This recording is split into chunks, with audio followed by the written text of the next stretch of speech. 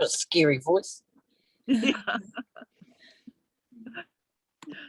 I'm just going to rename myself.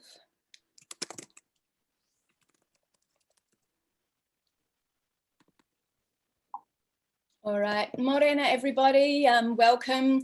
My name's Asha Andersen from Flora and Fauna of Aotearoa, and I have invited some guests to come on today and share with us their thoughts on the government and council's move to map SNAs, map and protect significant natural areas around our country. This has just become a really big issue where we live in the far north, in Northland. And all of us here today have, received letters in the mail from the council speaking to us about the significant natural areas that they have identified by aerial mapping on our property, and have said that there's going to be new rules that are going to be placed on these areas.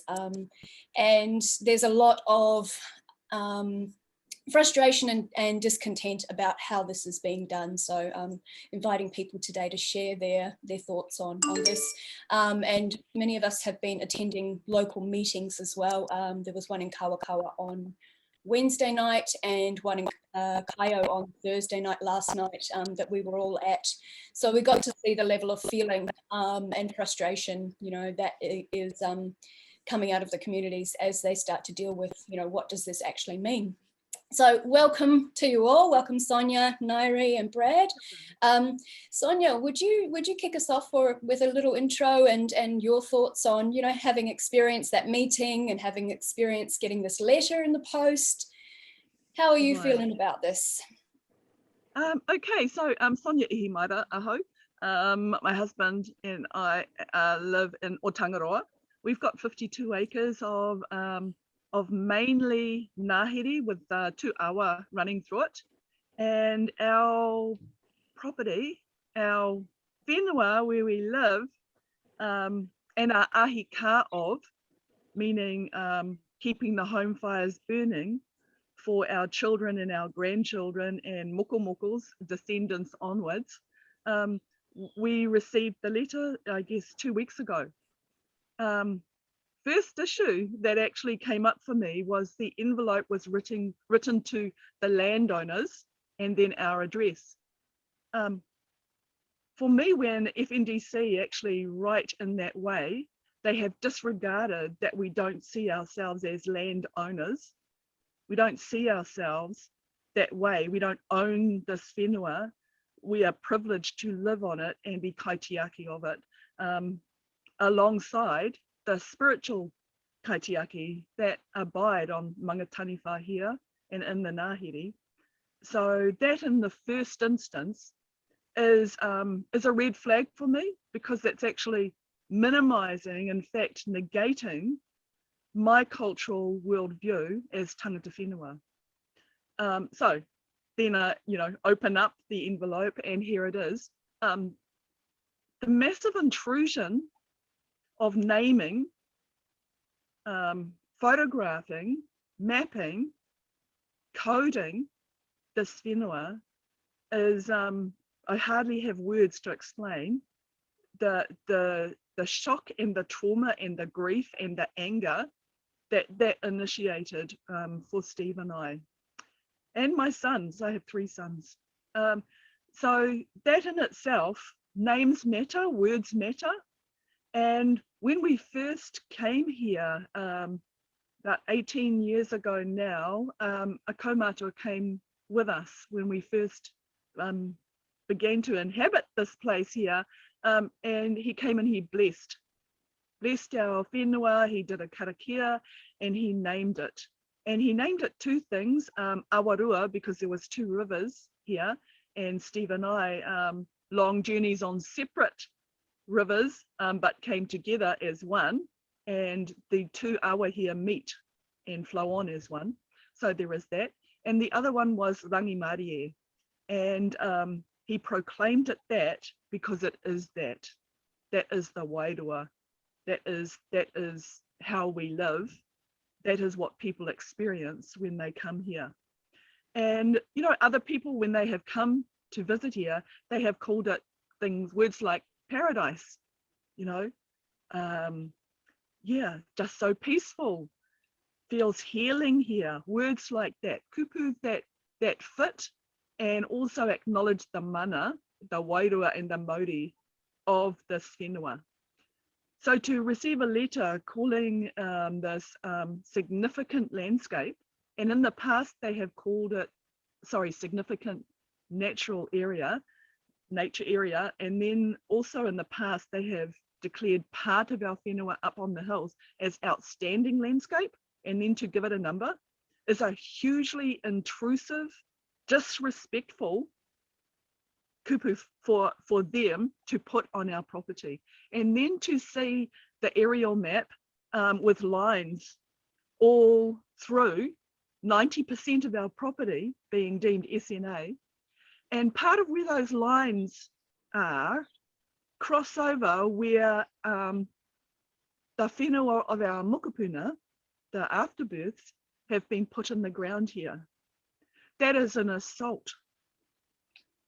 That outrages me as our moko's grandmother, that they have done that, and somehow making claim to being Kaitiaki of the area that we, with loving care and responsibility, put our grandbabies whenua in the ground here.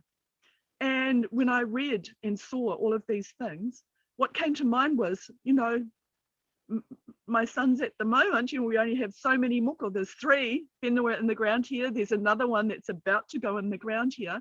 But what stirred up for me is, okay, you know, firstly, confusion, lack of clarity of what all of this paperwork here means, what the survey that they wanted us to fill out, what all of this means. And my first thought went to, am I going to have to apply for a consent for my moko's next whenua to go in the ground here? You know, what does this truly mean?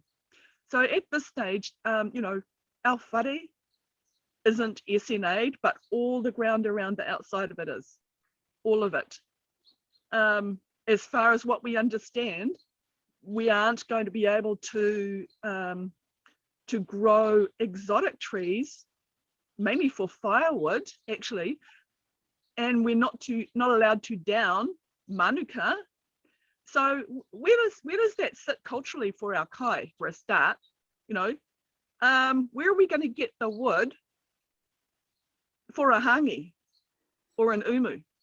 Where are we going to get that from? You know, there's a huge impact that all of this is having on us and is going to have on us.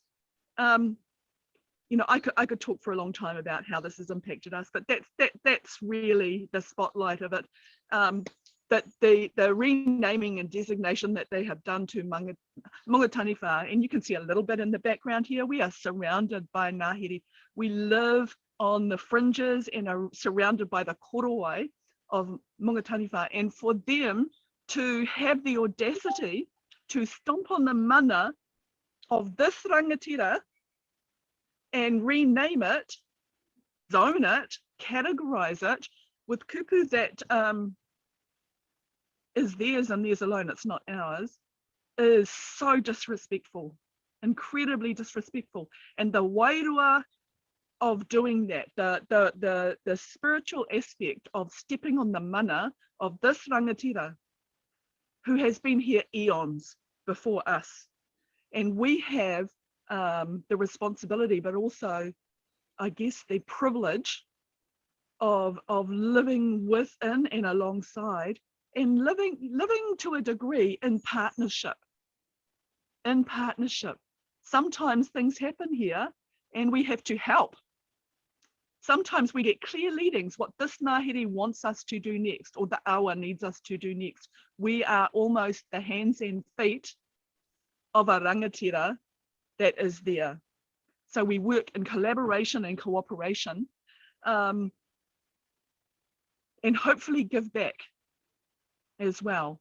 So this in and of itself is being Kaitiaki is a privilege to us, but it's a huge responsibility.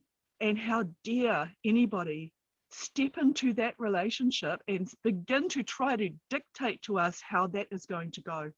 I'm hoha, you know, I truly am, but I am looking forward very much to, and how I've dealt with this and how I'm just chipping away.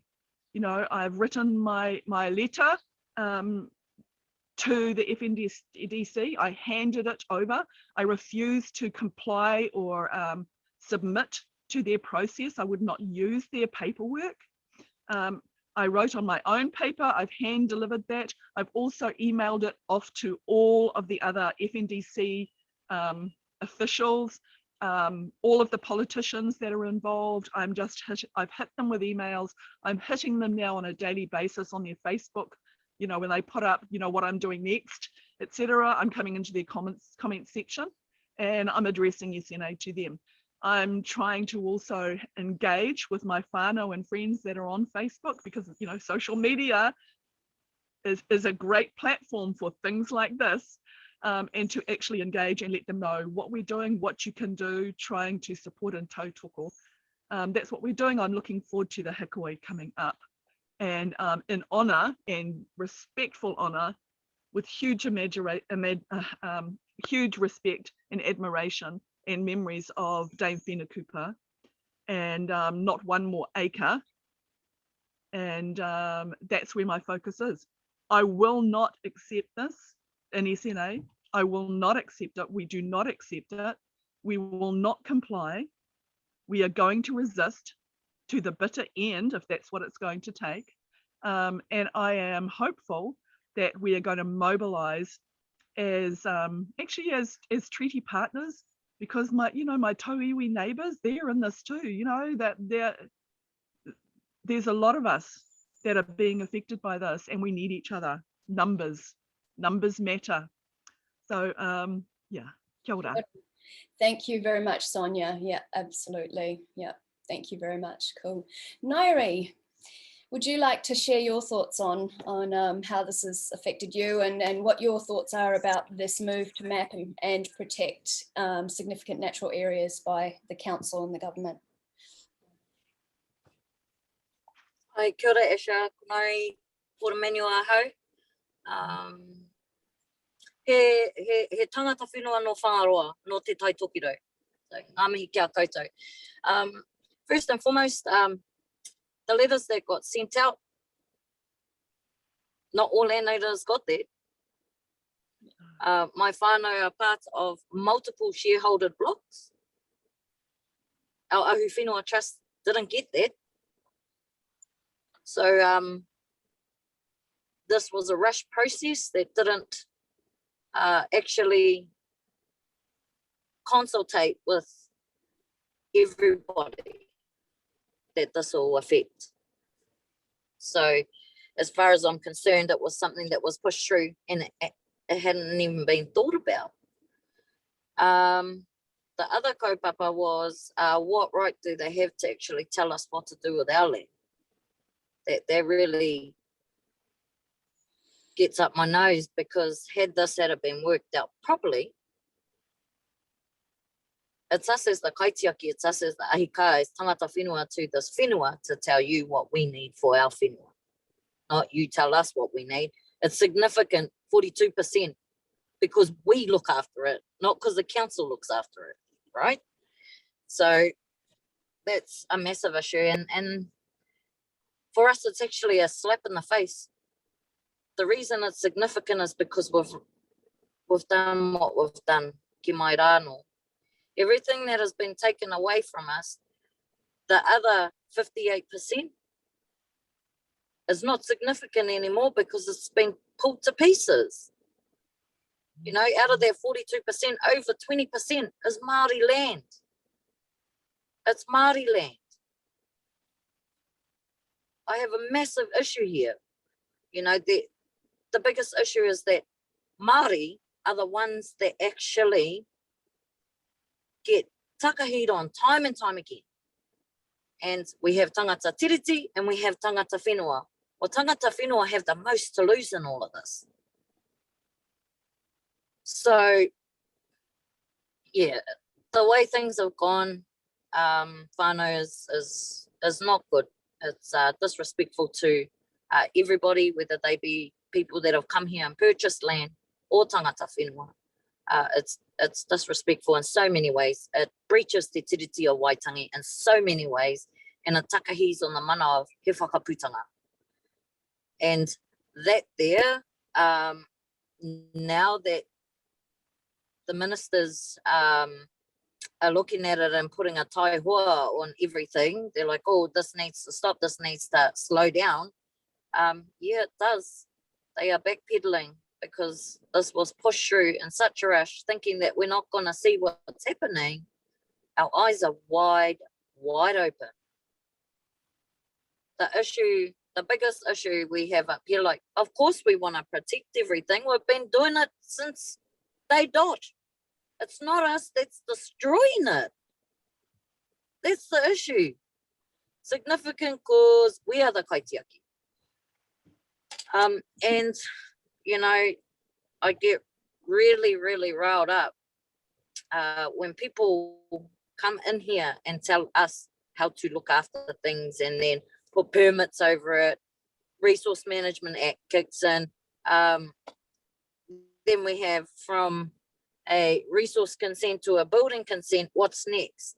You know, so we're in a crisis of housing right now. We are in a massive crisis. And a lot of the land that has been deemed as SNA, where on our whenua, my father's on a 21 hectare that he owns outright by himself, hectare property. The only place that is not SNA is where his whare is. Everything else is SNA.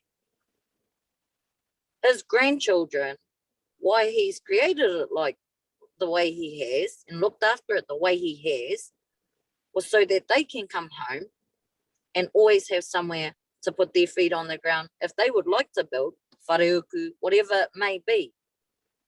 You know, they are able to do that. This here is just another, it's just another process that makes life harder in a situation that's already hard.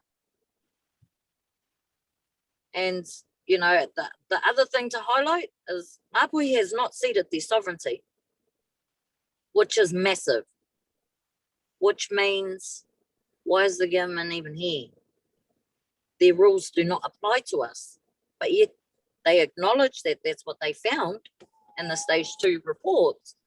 However, they don't acknowledge it. That's what was found in the last 17 years of going to tribunal hearings, but yet they actually don't acknowledge it. So for us, it's kind of a big smack in the face. So my Hikoi that is going, not my Hikoi, our Hikoi that is going to happen on the 11th is a wero that we are well and truly awake. We are involved in MACA, we are involved in Waitangi Treaty claims. Our eyes are wide open now and we're pretty educated at what we do and we're not going to go down without a fight. So the whole of Te Tai Tokerau are going to do this Hikoi. We are very, very blessed to have the granddaughter and whānau of Dame Whina Cooper. The Hikoi will start on the 10th up at Te Rerenga Wairua, and that will hold the mauri of kōtahitanga and not 1 acre more. And on with that is, kōtahitanga is very important. It's unity. It's about unity. And this kaupapa, you know, yes, we have tangata tiriti that have purchased land that are here with us.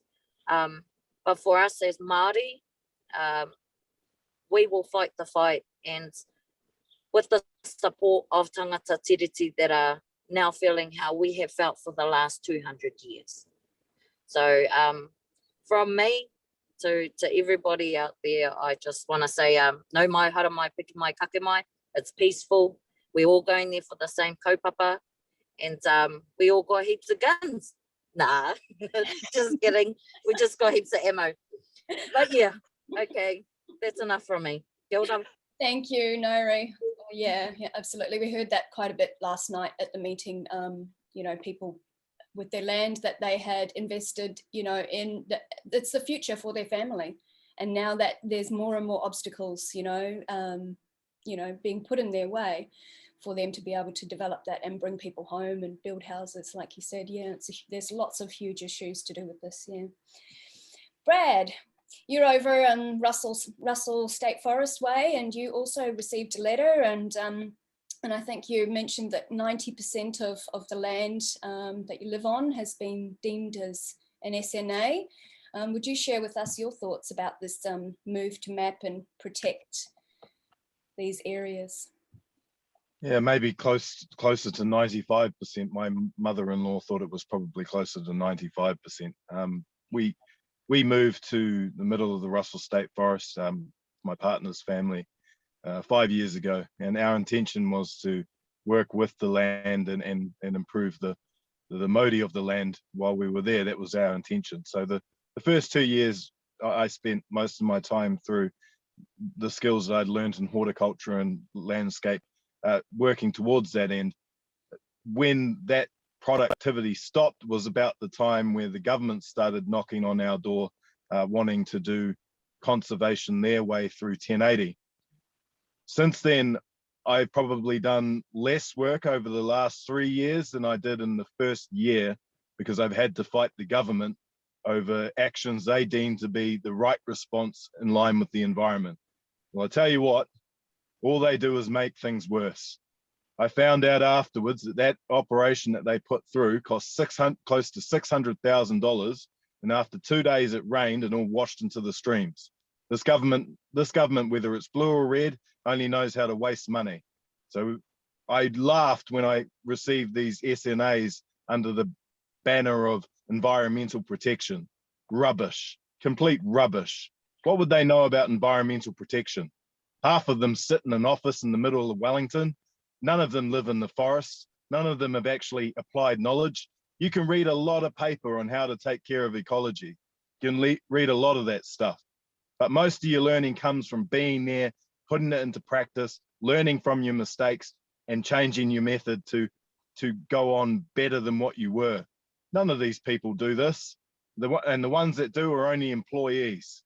See, tino ranga, tiratanga, turanga waiwai, sovereignty and self-determination, they're really important things for people who live on this land.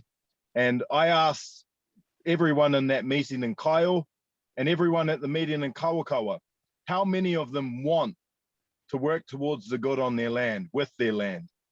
All of them put their hands up. That's what they want. Now, we either assume that they're lying or we assume that they're telling the truth. The most positive thing that we can do is assume that they're telling the truth. So why aren't we empowering them to do what they already want to do? Look, I don't understand why we feel we need to place rules on people who are pursuing the good, because there's a small minority of hypothetical ratbags out there. We spend far too much money trying to use negative reinforcement to encourage people to do what they already want to do. I really feel like the more government decides that it needs more of itself, the more they lose touch with what the actual goal is here. What are we trying to do here? What's the goal of humanity? What's the goal of tangata whenua and Pākehā? Is it not something bigger than just pursuing capital?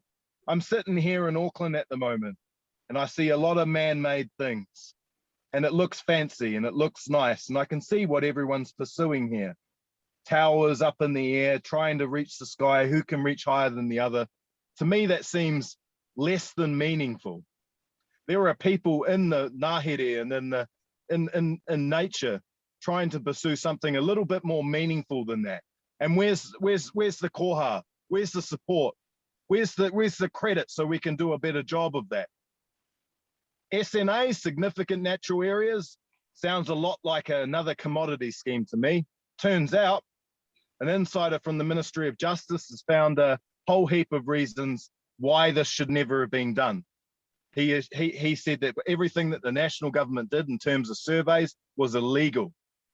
So they're already breaking their rules in multiple different fields.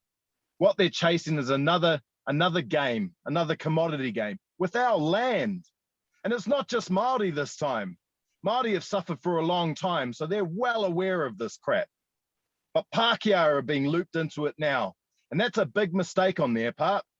The only thing we have to do as Pākehā and Māori is stop making the same mistakes, stop dividing ourselves, come together and realize that we're all pursuing the same thing.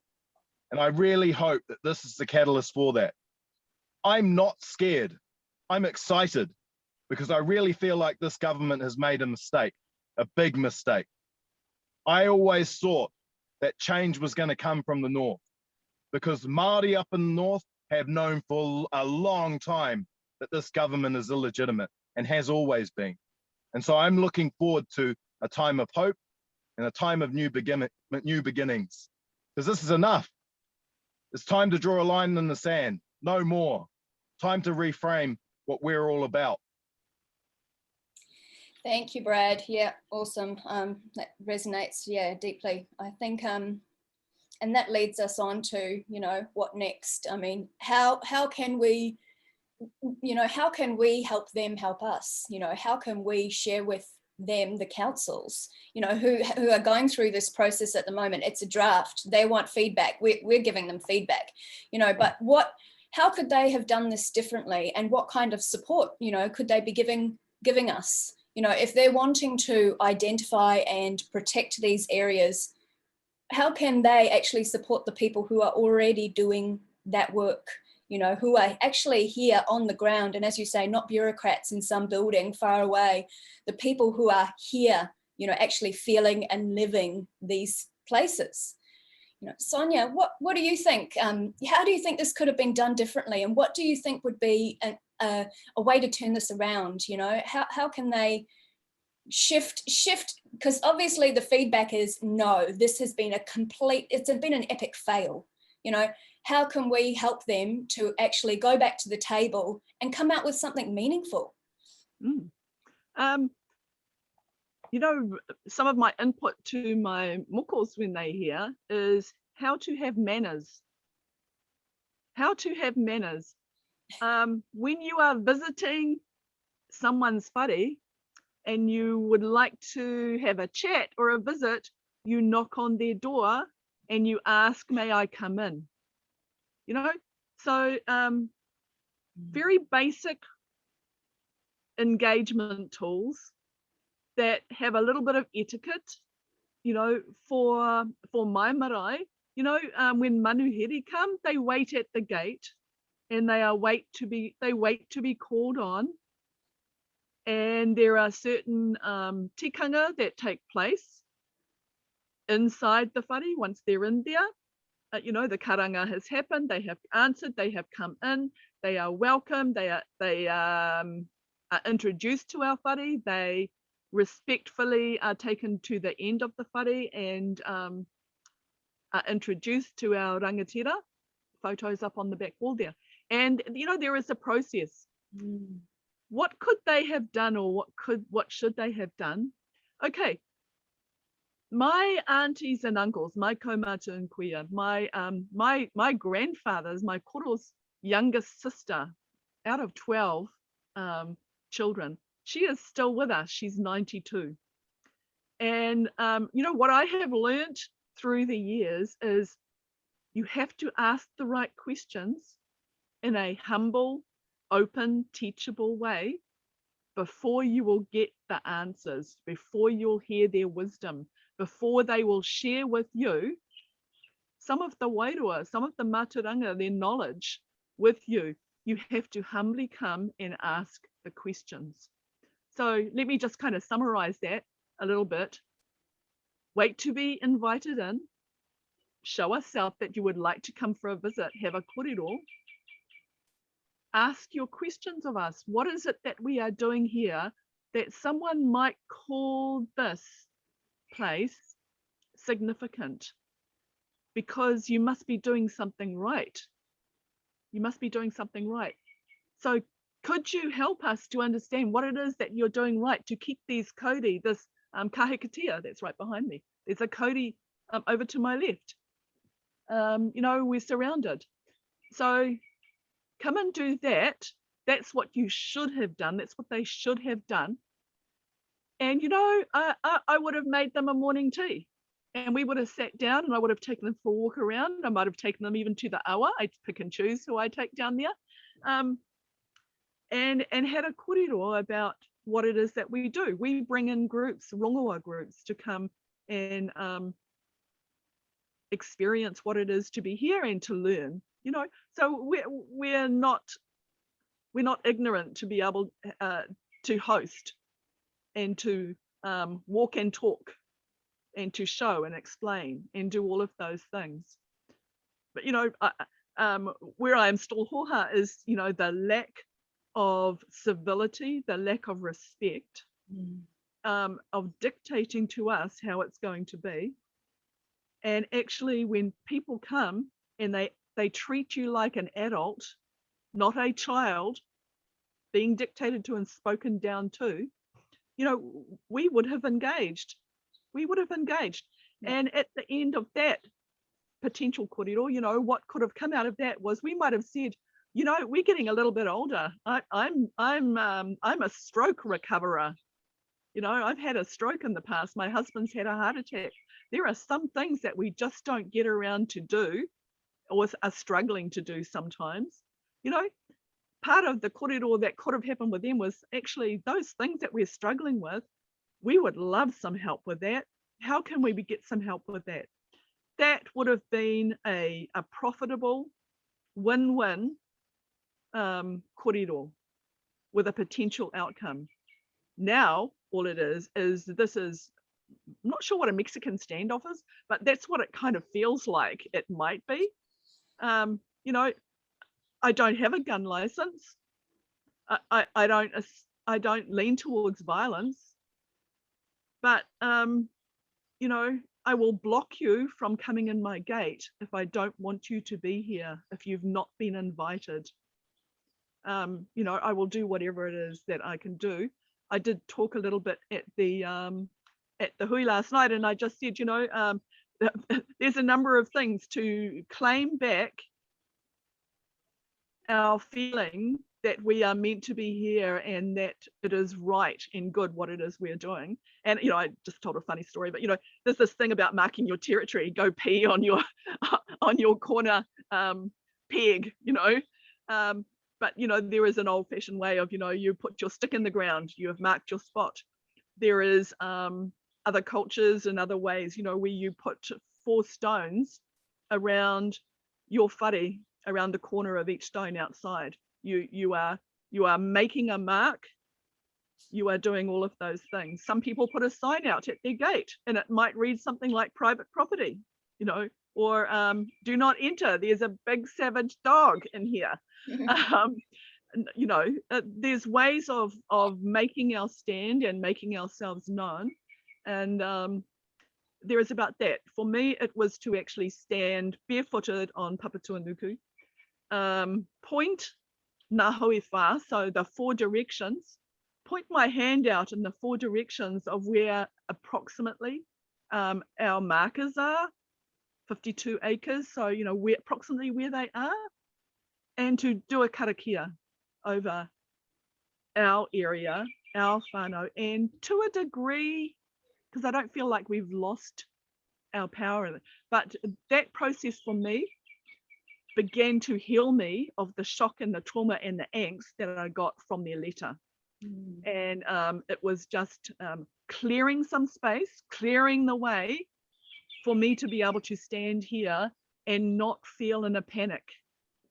Yeah. You know, not feel like I've got to go to war now, and just to have that rangi marie, have that peace back of what it is that it is rightfully ours to have. And whatever way it works for people, whatever it is their way of going and standing on their whenua and doing whatever you need to do to just breathe in and out and feel okay about where you are and feel some strength from that. Keeping ourselves well. Mental illness, stress, anxiety, all of these things are enemies of ours, and we're on the coattails of a pandemic. Whatever you believe about that, or what you have felt about that, in my kōrero letter to the council, you know, I mentioned that. I said, how dare you? Shame on you for doing this to our people, where they have had to go through a year and a half of lockdowns, you know, social distancing, the fear of what we're going to get, you know, having our wings clipped for those of us who have whānau that live in other countries and not being able to see them. I haven't seen my sons and my oldest moko in nearly 2 years, you know, because of this. And to actually sideswipe us with this letter in the mail, I'm beyond words, actually. I'm struggling to find words to even tell you how I feel about that. I'm incensed, maybe that's it. Yeah.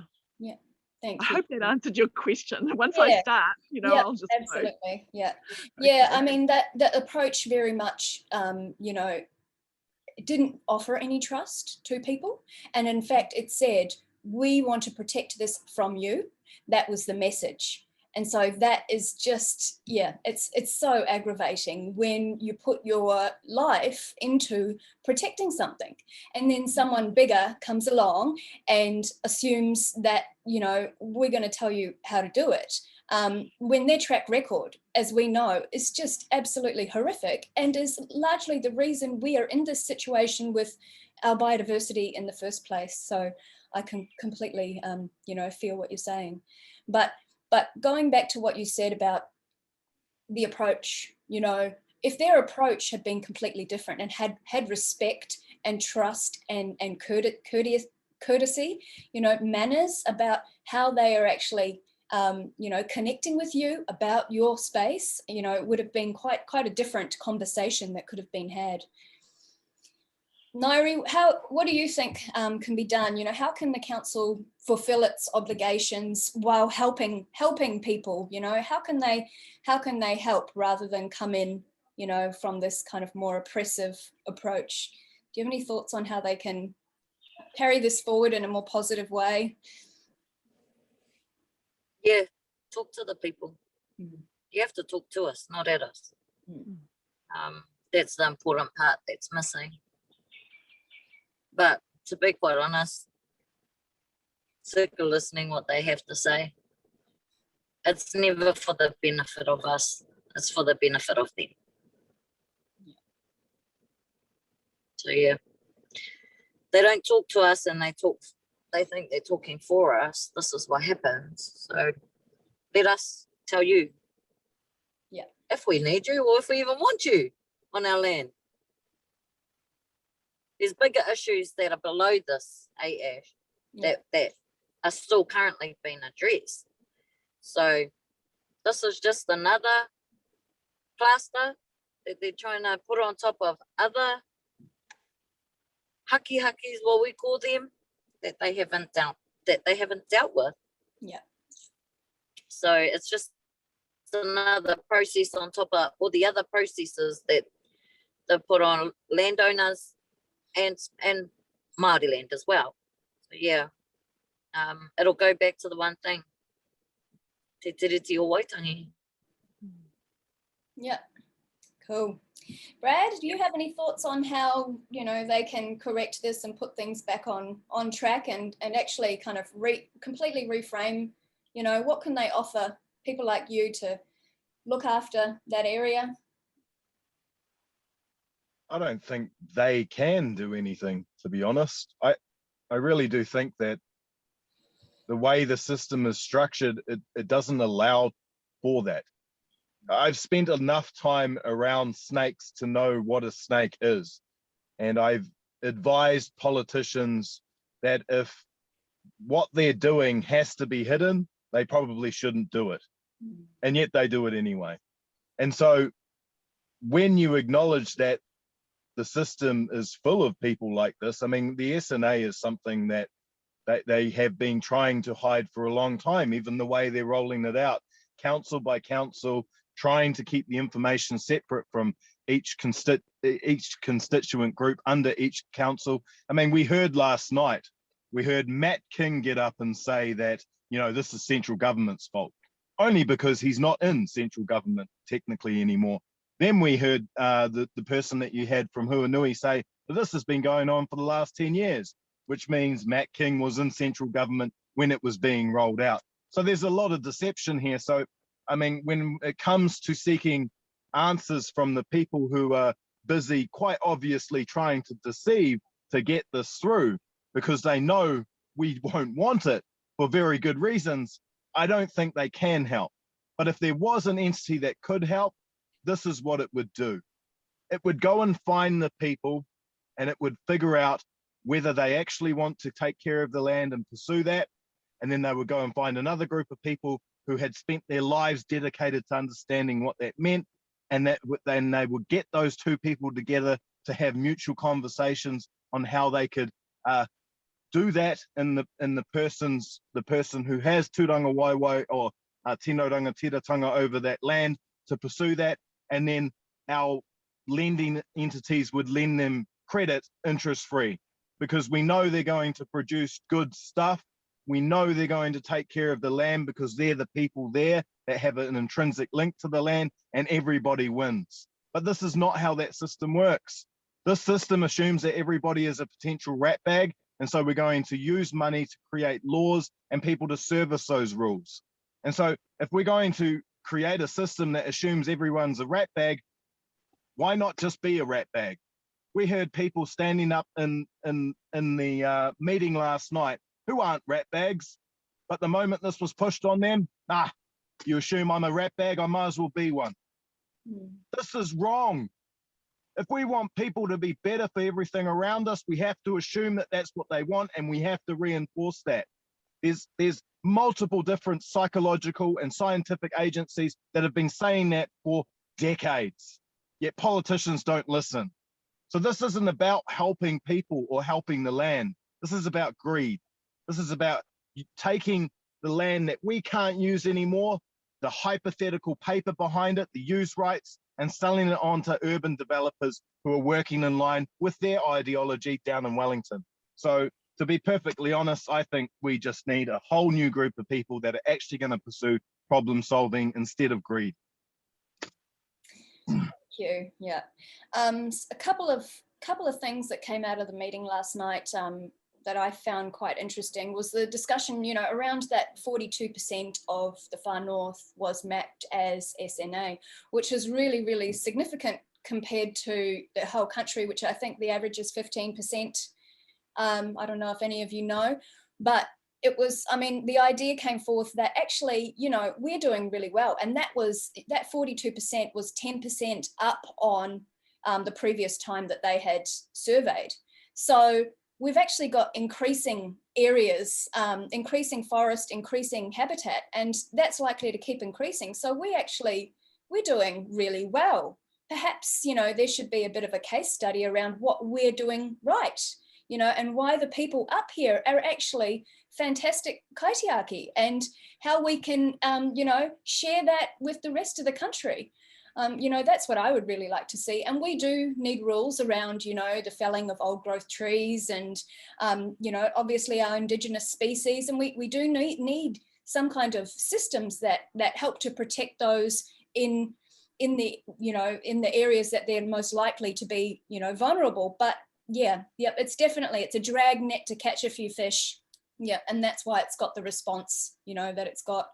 So the next thing coming up then is the Hikoi next week, which I think will be really big, and I think that the messages that came out of the meetings are going to be taken to the councils. So hopefully they take it on board. But I know that the message is we don't consent. That's loud and clear. I had a call from Marty Robinson this morning, thanking for the opportunity to come to the meeting and, wanting the list of questions that were generated out of that. And, he said in Kawakawa and in Kaio, that message was very clear. So they better do something about it. There's no wiggle room. There's no wiggle room here. Yeah. Was there anything else anyone would like to share before we wrap things up? It was curious to me, that there's a lot of, I guess, philosophies or beliefs or ways of looking at the same problem. So if we're looking at this as the SNA, and there's a bunch of 12 of us sitting around from different walks of life, different kind of cultures, different ages and stages, you know, and how we see this SNA issue sitting around in a circle around the table at this thing. We might come up with a whole lot of different solutions, you know, based on our own beliefs and our value systems. And at the moment, we need that. That is good. At my, you know, I don't understand a whole lot of some of the things that people put forward, alloidial titles, and, you know, there's a lot of stuff that is happening for me. And I guess what I tend to do is I zone in and I listen to the things that resonate with me. You know, I haven't got time or energy or inclination to do a lot of back research or Google or, you know, a lot of these things that other people are saying, which is probably the bullets in their guns, you know, what they want to fire at this. And they're trying to educate us. And, you know, there's a degree of me appreciating that. And there's another degree of me that is overwhelmed by too much input and information and trying to sieve through it and understand it. And sometimes what happens for me, it feels like white noise, you know, that there's too much that I'm trying to grasp and understand. That could be my age, that could be because I'm post-stroke, or that could be I'm not as teachable as I would like to think I am. But I appreciate all of those people sitting around looking at the same thing and coming up with a different strategy or their way of dealing with it. You know, what motivates me and drives me is whakapapa. Whakapapa and te ao Māori, and you know, everything that I feel like is important to me is wairua based. You know, that's just kind of what's going on for me now. And with that, I tautoko, I support everybody else's opinion and angle. I may not adopt it and adapt to it, actually, but I think that every seat at the table is valuable. And the one that I've got is just where I sit. It's just where I sit. And that's what I guess I bring to the table, you know. We are all of value. We are all of worth. I love listening to you all that are actually in this Zoom right now, because I listen intently to what you're saying, and I get it. I get it, and I understand it to a degree. And I tautoko that. I'm so glad that you're fighting the good fight with me, and that I'm not alone in it, because how that would I would be in despair. So, yeah. Thank you. Aroha nui to you all. Kia ora, Sonia. Thank you so much. And I would also like to say I'm so privileged to know all of you and to be, you know, working on so many of these issues. Often you can feel so alone and isolated, and I think that we are so lucky in the Far North here. We have so many strong voices for our environment and for our people. And when we work together, you know, diversity is a superpower. I firmly believe that, whether it's in the garden, in the forest, or in the community, you know, when we have all those perspectives, it's rich, it's informative, it makes you grow, it gives you, you know, more and more and more to understand. And so that's what we need, is we need all of us at the table, you know, having our say and contributing in a proper and genuine, you know, consultation with outcomes that actually benefit us all, you know. Yeah. Asha, can I just say something quickly? I feel when people come to a community hui, that it should be the community that lives there that should be in that hui.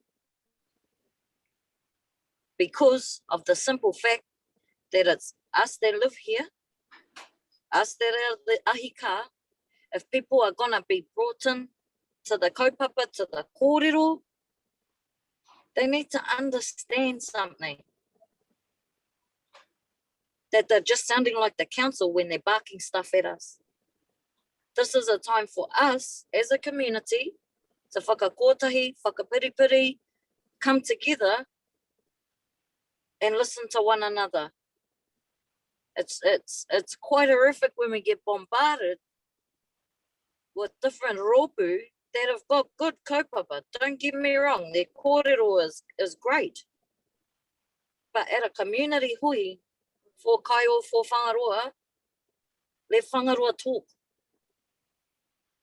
And that's what I struggled to see a lot last night out of the people that stood to speak. Probably only 3 of them were actually from whangaroa.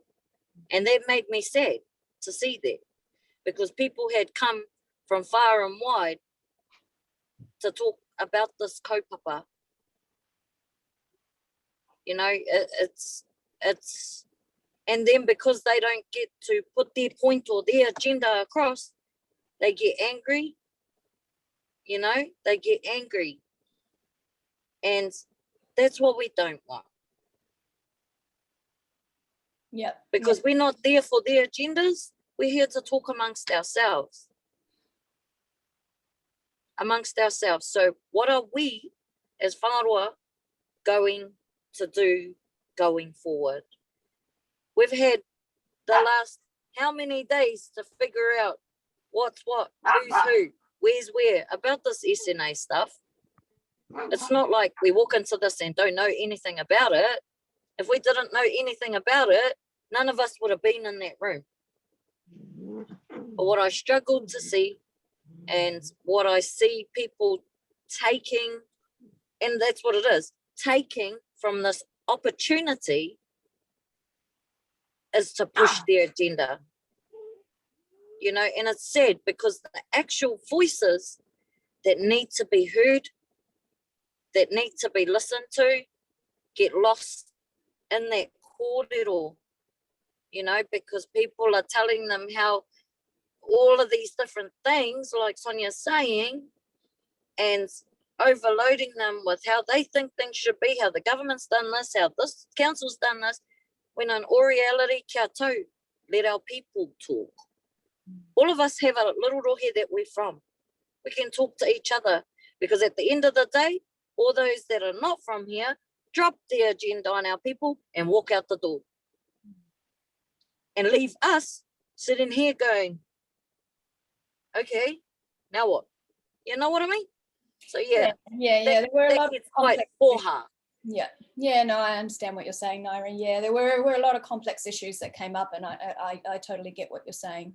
Yeah, and I think some of them were invited to share their experiences of SNA in their areas, but you know, that bridges to some agendas that are behind that you know, certain people are looking at, and I absolutely agree with you. Yeah. Oh, Ash, after you're sitting there for you know 3 hours listening what's happened to other people, ka pai, kei te pai. But when you're gonna go on for 5 to 6 hours about your traumatic experiences and what you think will work, and bringing up all these other kaupapa to mix in the mix, oh man, that's hoha. You know, when we started our journeys all together, we started on the journey to ban 1080, right? Yeah. The 4 of us that are sitting in here, we are still here together, even with the differences that we've kōrero about, myself, Brad, you, Sonia, even with those differences, we have never come into one another's house and showed disrespect. Am I wrong? No. Never. I want to toe talk all that, because Nyree told me a while ago, I asked her to join the outdoors party and she said no. And then she told me why. And I had to sit on that and think on that for a while, and then come to the realization that she was right. That's not the solution. She told me she needed to be where she needed to be, and she's watched too many people go in there and change. And that hit me after a while. I may not have heard it at the time, but I sat on it for a while. And then last night, Nyree told me that she was sick of the manuhiri coming into these meetings in our community and telling us what they think we should do. This is the community, whangaroa, that got rid of 1080. How many other people, however, how many other communities have done that? She's right.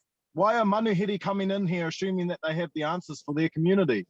one of the most important things manuhiri can do is sit there, listen, understand the people that are there, and then work off what they've said, take the pieces of gold together and ask them, have I got this right?